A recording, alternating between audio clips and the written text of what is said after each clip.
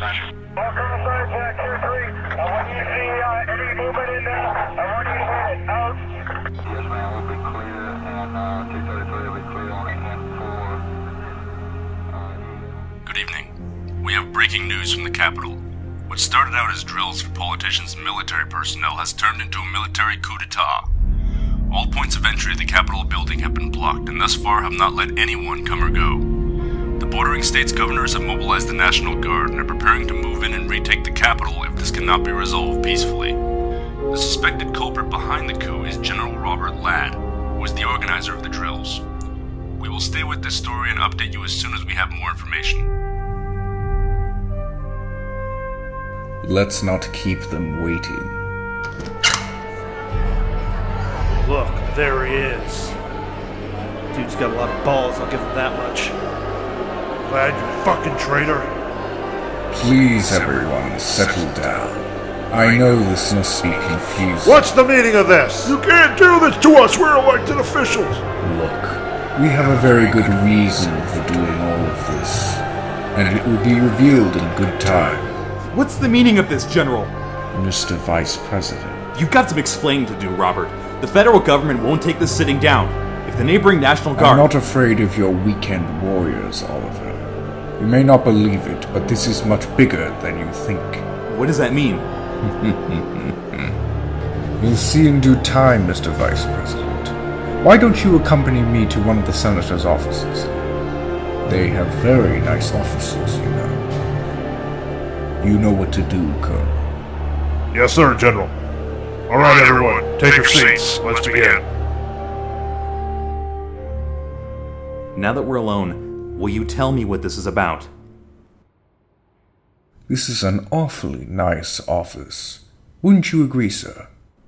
How is that relevant? Well, I chose this office specifically. You see, this office belongs to Senator Nolan, and as you can tell, he basically lives in here. They even made some renovations by his request to make it feel more homey. So... You don't see the problem. You're an army general, Robert. You get just as lavish an office as a senator. You are so out of touch, aren't you? This isn't about an office, Oliver. It boggles my mind that you don't see what's wrong here. Then don't beat around the fucking bush. What the hell is this all about? This is about complacency. What? I don't follow. They wouldn't renovate for just any old geezer who ran for public office, would they? No, they wouldn't. They did it for Senator Nolan because the man has served in Congress for over 30 consecutive years. I guess the Treasury, or whoever it is who decides who spends our precious tax dollars on this type of luxury, figured he'd just continue being a public official until the day he died. So they figured, why not give the man what he wants? You know, he earned it by being elected over and over and over again. All while this is going on, his colleagues review the budget and notice we're spending too much money, and for the life of them they don't know why. So they decide to pass a bill that would cut spending, military spending.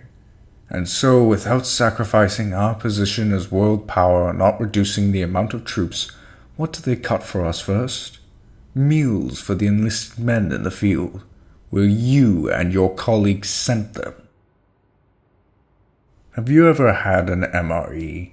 No. Have you ever been in a war zone? No.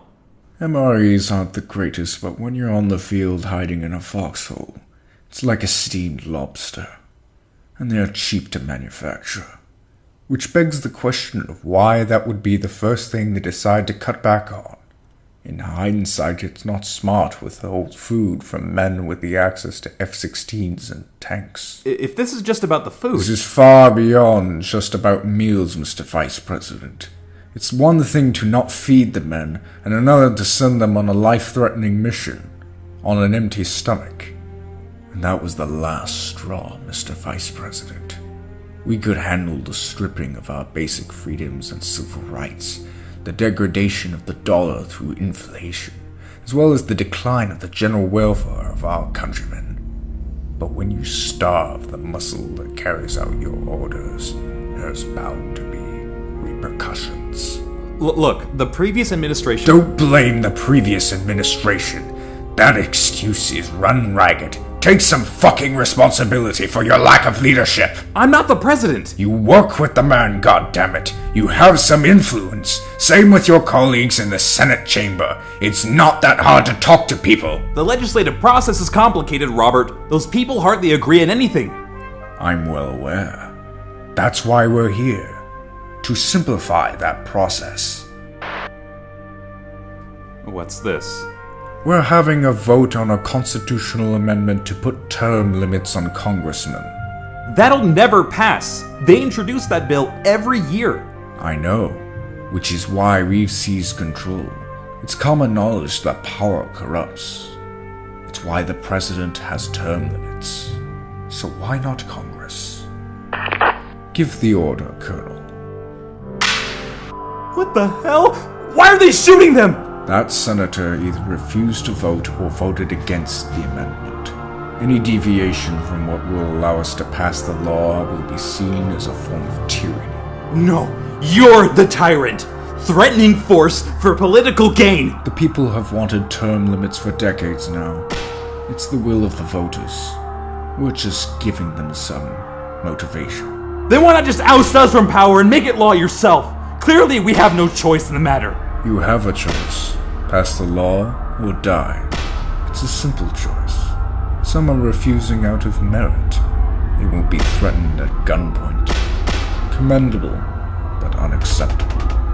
We're not going to allow any man to keep a position of power longer than what is deemed necessary. This goes against the principles of our democracy! The sham we currently practice is nowhere near democracy.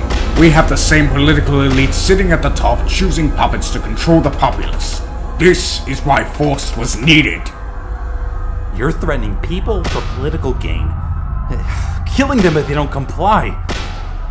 You're no better than a fucking terrorist! That hurts, Mr. Vice President. It really does. We're acting out the will of the people. When all is said and done, democracy will resume, and we will return to our posts, and the newly elected officials will run the government, and they will be rotated out at the end of their term. We came here to end the cycle of complacent politicians who have no regard for the people they represent or the people who carry out their orders. The elitist oligarchy has come to an end. You have lost. The Colonel has an itchy trigger finger. Just you wait. When the National Guard gets here... Oh, please. You think they're on your side? They will join our post as ordered until a new stable government is restored. Don't believe me? Change the channel. The National Guard has seized the White House, and it appears they're holding the president under house arrest until both he and Congress have reached unanimous agreement on the new amendment, putting term limits on all elected officials. Jesus Christ! This is insanity! The white coats are coming, Mr. Vice President. I should hope you wouldn't want your people against you. Several analysts have suspected this comes from the military budget cuts that imposed a reduction in funding and food rations while still imposing a high number of military personnel both at home and abroad. We will continue to update you as this situation develops.